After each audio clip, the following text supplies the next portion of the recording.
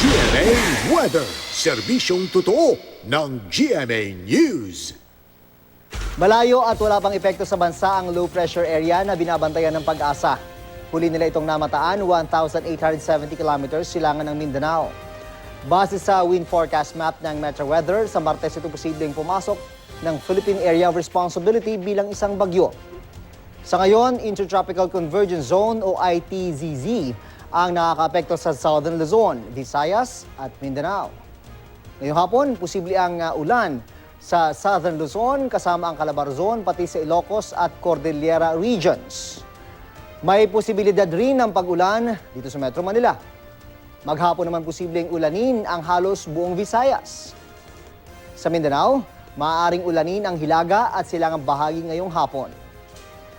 Yan ang latest mula sa GMA Weather. Magplano para sigurado, I am ready, serbisyong totoo ng GMA News.